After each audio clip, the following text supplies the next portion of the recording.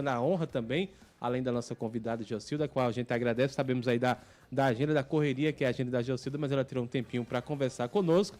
E também nossa amiga Beatriz Lima está conosco hoje para participar aqui da nossa entrevista, já que é a área dela, né, César? Aí nossa futura psicóloga vai cuidar de todo mundo. Cliente com força ela vai ter aqui na 95 FM, né? Ela vai cuidar do juiz da gente. Beatriz, boa tarde. Boa tarde, Rodolfo, Jocilda, César.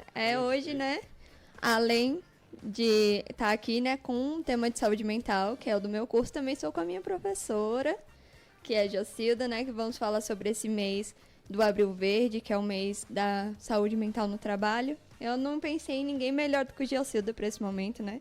Ela como funcionária do NASF, psicóloga no NASF, professora, e também já estava com um trabalho, né, nas suas redes sociais, no município, sobre a questão de saúde mental no trabalho. Então foi um nome ótimo. Vai ser uma meia aula aqui, né? Uma meia aula. Jocilda, boa tarde, prazer em recebê-la aqui ao vivo aqui na 95 FM. Boa tarde, Rodolfo, César, Beatriz, né? É um prazer estar aqui com vocês, né? Para falar também dessa temática tão importante que a gente já vem trabalhando aí nas redes sociais, né? Em alguns eventos aí na questão do município de forma geral. Então é sempre uma oportunidade brilhante, importante a gente estar num ambiente como a rádio, para que a gente consiga aí atingir um maior número de pessoas que às vezes vivenciam inclusive algumas situações e não conseguem identificar, né, alguns pontos que podem ser melhorados. Jocilda, Jess Beatriz, né? A primeira é sua, primeiras damas. Sim, Jocilda. Como a gente pode ter visto, né? Eu até falei com os meninos também sobre uma reportagem que saiu essa semana falando sobre a evasão, o afastamento das pessoas do mercado de trabalho por conta da saúde mental, né? Então a gente pensa, o que anda acontecendo? Por que essas pessoas estão tendo esse afastamento por causa de saúde mental? Só que quando a gente vai aprofundar um pouquinho nas pesquisas, a gente vê que não é uma coisa de hoje. Não é uma coisa de hoje em dia, né? Só tomando aqui, de acordo com os dados divulgados pela Fundacentro, entre 2007, 2000 e 2005, foram registradas 144.789 doenças relacionadas ao trabalho e pesquisa do Laboratório de Saúde do Trabalhador da Universidade de Brasília. Demonstra um aumento de 260% no número de afastamento por doenças mentais entre os anos 2000 até 2006. Exatamente. É exatamente esse dado que a gente estava vendo, né, que nos trouxe essa curiosidade. Então, as questões que a gente viu nesse dado falava muito sobre as divisões de tarefas, né? As más elaborações das divisões de tarefas. E como você acha que isso pode influenciar na saúde mental do funcionário, do trabalhador brasileiro? É um dado que, de imediato, a gente já consegue pensar aí nessa má divisão numa questão de sobrecarga, né? Porque se a gente trabalha em equipe, né, e mesmo que a gente tenha aí uma maior autonomia, mas a gente geralmente tem níveis hierárquicos aí. Então, se uma pessoa deixa de fazer sua função ou acaba ali tendo que dar conta de mais questões, acaba modificando, atrapalhando esse ciclo de trabalho. Então, alguém vai sair sobrecarregado, né? É uma coisa que é tão séria que aí nesse mês eu saí compartilhando algumas questões e alguns memes nas redes sociais, né, que falam desse adoecimento do trabalhador, estavam muito voltados àquelas questões de excessos de trabalho, sobrecargas de trabalho, no sentido de até brincadeiras, memes mesmo, no sentido de que, olha, né, o que é que um bom trabalhador ganha? Mais trabalho, né? Essa é a conquista, de quanto mais a gente faz, mais a gente recebe. Então, acho que esse é um dado que vem provocando um certo esgotamento nos profissionais, porque, né, é aquela coisa que a gente, para fazer bem feito, para fazer funcionar, acaba pegando mais demandas do que realmente dá conta de uma forma tranquila, né? E acaba que gera uma má divisão, tanto no sentido de quantidade de tarefas, como muitas vezes um ponto importante é a competência técnica para exercer aquela tarefa, né? Porque se eu estou na minha área de competência, né, eu tenho mais facilidade, eu consigo dar conta daquelas questões com um tempo mais tranquilo. Se eu não estou, eu tenho todo um desgaste adicional para conseguir correr atrás, para conseguir dar conta de coisas que não estão, né? Então, é importante que a gente tenha numa empresa, numa questão de funcionalismo público, inclusive, essa divisão, né, de tarefas e essa questão aí muito associada às áreas de competências para que as coisas consigam fluir da forma tranquila, né? Porque eu até brinco, eu digo que se tem uma equipe de 5 pessoas em um determinado local, é porque realmente é necessário 5 pessoas. Se um deixa de fazer ali, vai ter que sobrecarregar alguém de alguma forma, né? Então, se tem 5, é porque realmente precisa de 5, né? Porque com as questões capitalistas que nós temos, inclusive, se só bastasse 4, só teriam 4, né? Então, isso gera adoecimento. Você falou em hierarquia. A repressão das hierarquias, Jocilda, ela pode ser um fato predominante para o adoecimento mental? Com certeza, né? Esse é um dos fatos, mas aí, assim, eu já coloco aí como um ponto que muitas vezes o adoecimento relacionado às relações interpessoais não vem só dessa questão hierárquica.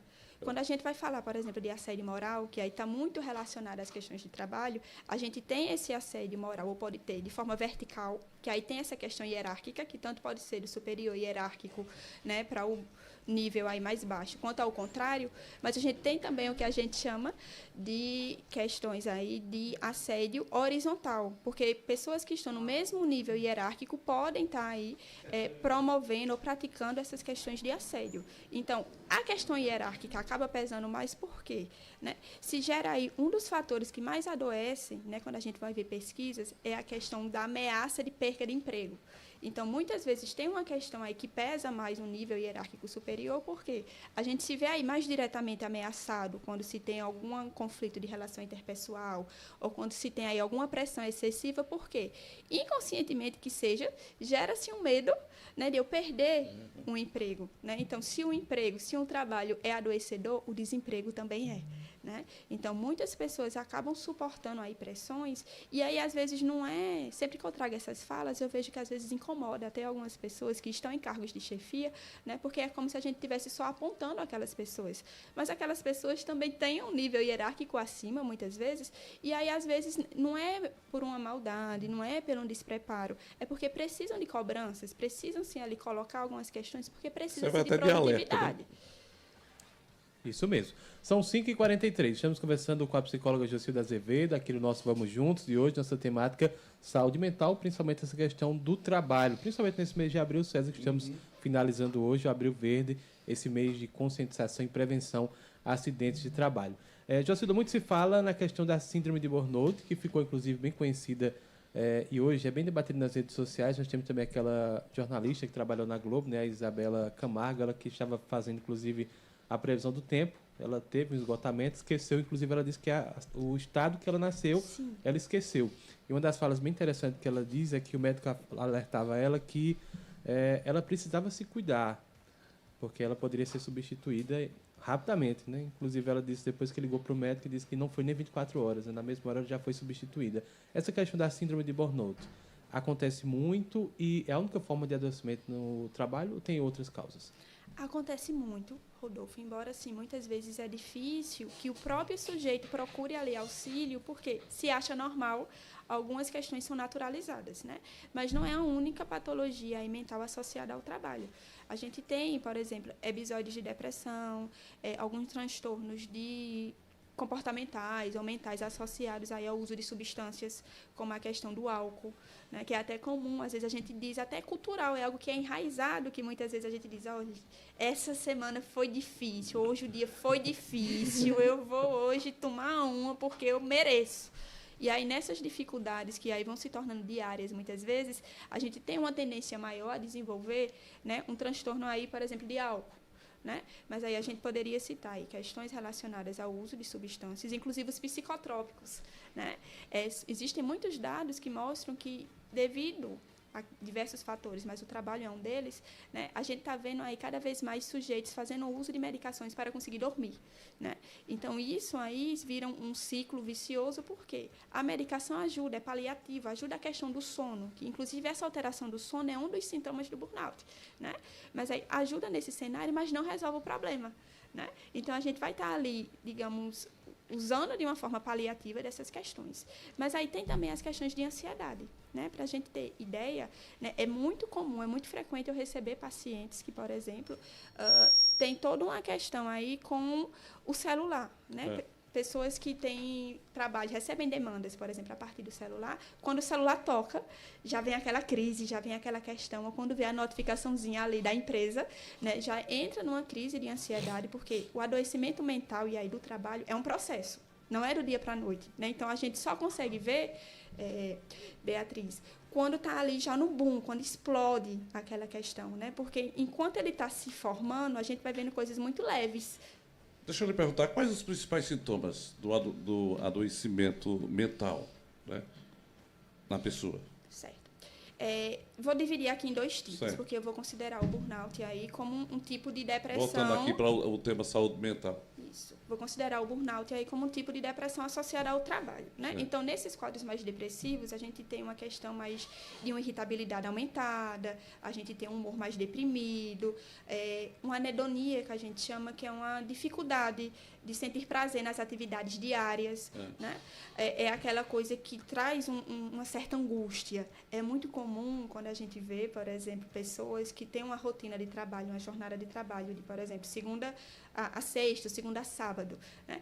E aí tem aquele domingo ali, mas quando vai chegando no final do domingo, já começa aquela angústia, aquela tristeza, aquela questão, porque está associada Quando ao começar trabalho. a vinhetinha do Fantástico, é assim, né, do Fantástico. Inclusive, essa sua pergunta é muito interessante, porque sempre que eu tenho oportunidade, eu gosto de falar da questão da distimia, né? A distimia é um tipo de depressão, mas é um tipo de depressão leve, porque geralmente quando a gente fala de depressão, a gente pensa numa pessoa aí até acamada, sem querer sair de casa, né? Mas a distimia, os sintomas são mais leves, o sujeito vai perdendo ali o prazer de fazer suas atividades diárias, mas ele continua fazendo, né? Tanto que para a gente dar um diagnóstico é necessário aí pelo menos 2 anos de sintomas ininterruptos, com esse humor triste ou mais deprimido e uma irritabilidade aumentada. Então, além desse grupo de questões mais depressivas, a gente tem também as questões de ansiedade, né? Que de ansiedade a gente vê muitas das pessoas com crises somáticas de ansiedade. Sensação de falta de ar, coração acelerado, cefaleia, sensação de desmaio, né? E uma angústia, além de tremores, né? E é muito interessante que, às vezes, o sujeito se queixa, né? Aí, tremores, estão me tremendo, mas a gente não vê fisicamente. Mas aí, como eles dizem muitas vezes, né? E quem já passou por isso vai entender o que eu estou dizendo, é um tremor nas carnes, né? Que a gente sente como se fosse o corpo tremer por dentro. E aí passa rapidamente. Aí o que é que acontece? Por isso que é difícil a gente fazer uma associação com o trabalho, ou até com adoecimento mental mesmo, porque passa. Tem aquela crise ali e, de repente, não, passou. Então, o sujeito, muitas vezes, vai empurrando com a barriga essas questões aí, até enquanto dá. E aí, quando procura ajuda, já está ali no limite, né? E, do mesmo jeito que é um processo para a gente formar essas questões, é um processo também para a gente conseguir ali se curar de alguma forma e dar conta, né, desse adoecimento aí mental. E é uma questão muito complicada, né, Jocilda? Porque, como a senhora falou antes, a questão do capitalismo que a gente vive, então a gente não tem muito tempo para, tipo, não, agora eu não estou me sentindo bem, então eu vou parar para descansar. Inclusive, uma das questões que andava sendo debatendo muitas vezes na rede social, tem até algumas reportagens falando sobre, é o fim da escala 6x1, que é aquela escala que você trabalha de segunda a sábado e só folga um dia, né, que geralmente é o domingo. E aí muitas pessoas falando isso, que o domingo ele não é o suficiente para o trabalhador brasileiro descansar, né? Então, como você vê essa questão da jornada de trabalho exaustiva para os trabalhadores brasileiros e essa questão do descanso mesmo? Beatriz, assim, eu acho que é uma demanda que é muito importante e, né, inclusive, assim, acho que não por acaso a gente está aqui nesse momento, dia 30 de abril, que antecede realmente, né, o Dia do Trabalhador, porque é um movimento aí que vem de tempos, de décadas, onde a jornada de trabalho era ainda maior, né? A gente tinha, inclusive, esse dia 1º de maio, ele não é por acaso, né? Foi além lutas por uma jornada de trabalho diária de 8 horas, enfim, que gera todo um acontecimento, mas, de fato, é importante, tem pesquisas que mostram que a carga horária aí de trabalho, a jornada diminuída, gera mais produtividade, inclusive, para as empresas. Então, os profissionais acabam ficando ali mais motivados, por quê? Uma pessoa que trabalha de segunda a sábado, a vida é praticamente o trabalho, né? A gente está ali imerso no trabalho o tempo inteiro, são 44 horas semanais. Então, muitas vezes a gente não consegue dar conta de cuidar da saúde, de lazer, de família, de filhos. Então, gera um processo de adoecimento e acaba diminuindo a questão da produtividade. Então, eu acho, sim, que diminuindo essa jornada de trabalho, que seja para 40 horas, ou alguns teóricos, algumas pesquisas mostram que, inclusive, 32 horas ainda seria mais adequado, considerando-se a produtividade do sujeito, mas eu acho que também só isso não é suficiente, sabe? Eu acho que a gente tem que promover aí qualidade, né, de trabalho, de saúde nos processos de trabalho, trabalho, porque não adianta também, mesmo que eu trabalhe 10 horas semanais, e essas 10 horas serem extremamente adoecedoras, abusivas, tóxicas, né? Então, vai fazer com que eu desenvolva ali alguma coisa também, mas eu acho que um equilíbrio aí entre uma diminuição de jornada de trabalho, sem prejuízo na remuneração, né? Que esse é um ponto importante, e essa questão aí de ofertar melhores condições de qualidade de vida para esse trabalhador. Muito bem. Rodolfo levantou o dedo ali. 5 horas e 51 minutos. Eu sei de como saber, como perceber os primeiros sinais de esgotamento no trabalho. Que não dá mais, que é hora de mudar. Quais seriam esses sinais? E o que deve ser feito, né? Sim. Ao perceber esses sinais. Perfeito, né? Eu acho que isso aí é uma questão que é muito de você olhar para si. Você precisa ter tempo de olhar para si e ver se aquilo que você está fazendo, no caso o trabalho, está te trazendo algum prazer ainda, está te trazendo alguma questão. Não que a gente vá trabalhar porque só pelo prazer. Às vezes a gente está em algumas situações que a gente precisa trabalhar ali de alguma forma. Mas a gente percebe uma diferença, uma coisa que vai virando aí mais mecânico, né? Que a gente vai ali adoecendo com mais frequência, de repente perdendo o desejo de sair para outros ambientes, chega em casa, só vai comer alguma coisa e vai dormir. A gente vai vendo ali um humor mais deprimido e uma irritabilidade maior, né? Então, isso é um ponto importante para a gente começar a identificar essas questões. Porque se a gente for deixar, como eu já mencionei, estourar o problema, né, vai ser bem mais complicado, porque vai ser como o caso, né, da jornalista que realmente teve que parar por um tempo maior e tudo mais para conseguir se recuperar de alguma forma, né? O que fazer é, na verdade, prevenir, né? E aí isso depende do sujeito e depende também das empresas, das pessoas terem um olhar especializado para isso, no sentido de que, né, a gente fazer uma autoanálise. Eu estou tendo tempo de viver ou eu estou vivendo de trabalhar? Eu estou tendo tempo de praticar pelo menos um exercício físico regular, né? Porque o exercício físico regular não é estética, é saúde mental e é saúde do corpo, né? É disposição. Só que às vezes o trabalhador não tem tempo, até porque tem uma jornada dupla de trabalho muitas vezes, né? Então a gente chega em casa e já tem outra coisa para organizar, né? Então, preciso fazer uma atividade física. Meu trabalho me permite ter uma alimentação minimamente equilibrada, porque às vezes a gente tem longas jornadas aí de trabalho, né? E aí acaba não tem tempo nem para a gente fazer um lanche, fazer uma refeição adequada. Isso é importante, né? Talvez flexibilizar um pouco mais, né? Claro, depende dos trabalhos, depende dessas logísticas aí, mas assim, essa questão do trabalho, no sentido de que muitas vezes as pessoas não têm sequer condições de ir num psicólogo. Não é porque não tem vaga, ou não é porque não tem dinheiro, não tem recursos. É porque o trabalho não libera, né? Então, assim, são coisas que às vezes é muito bonito a gente fazer uma campanha, fazer uma palestra, incentivar, né? Vamos nos cuidar. Como? Né? A gente precisa proporcionar, né? E algumas empresas, alguns ambientes, inclusive, tem projetos aí de cuidando do trabalhador, ou tem até equipes de psicólogos, né, dentro aí que conseguem oferecer a esses funcionários, mas assim, né, isso aí é ótimo, mas que às vezes não precisa nem disso, basta a gente ter boa vontade ali e entender que o trabalhador adoece e que eu preciso no meu trabalhador ali bem para que ele consiga produzir, para que ele consiga estar aí motivado a trabalhar, e o que ele está produzindo aí nesse esgotamento, ele vai produzir ainda mais, se ele estiver bem emocionalmente.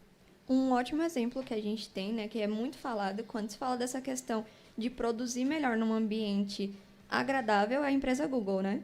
Porque eles mudaram toda a dinâmica da empresa para que os funcionários tivessem um ambiente melhor para trabalhar. E a gente vê muito, principalmente nas pesquisas, que os funcionários que mais sofrem com adoecimento mental por causa do trabalho estão entre os professores, as pessoas que trabalham com metas, né, marketing digital, vendas, que é o caso da empresa Google. E eles perceberam que, mudando o ambiente para um ambiente mais saudável, além deles produzirem mais, eles estavam se sentindo melhor. Então, é justamente essa questão que a senhora estava falando, de você trazer um ambiente agradável e entender que, realmente, o funcionário ele pode adoecer, que ele vai precisar de um momento, né?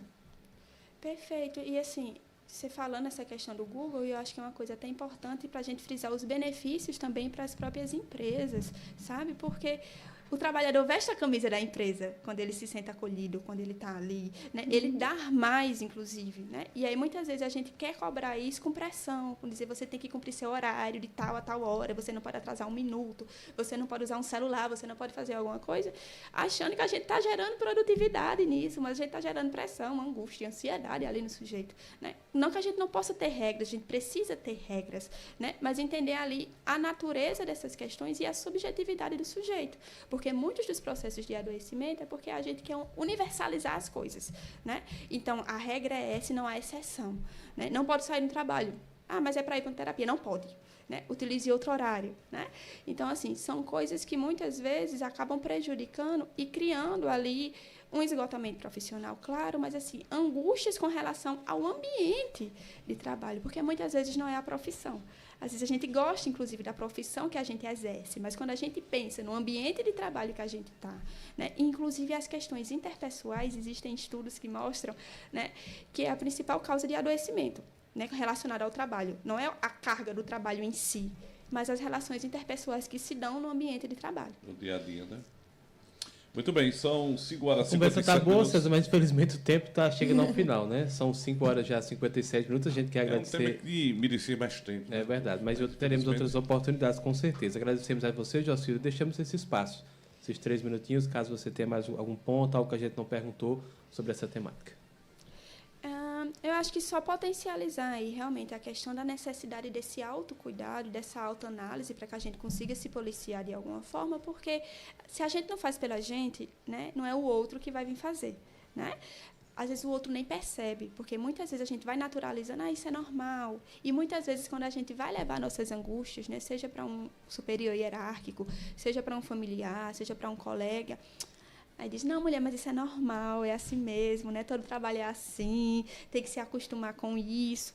E, claro, tem uma carga ali, né? Inclusive, o trabalho, se a gente for olhar a etimologia, também não é algo tão positivo, né? Tem uma carga aí, né? Mas aí, às vezes, a gente fica naquela questão que o trabalho dignifica o homem, e aí romantiza muito algumas questões e acaba, digamos assim, silenciando o trabalhador que está doente. Você trabalha no município? Sim. Como é que está a saúde mental da população sumense?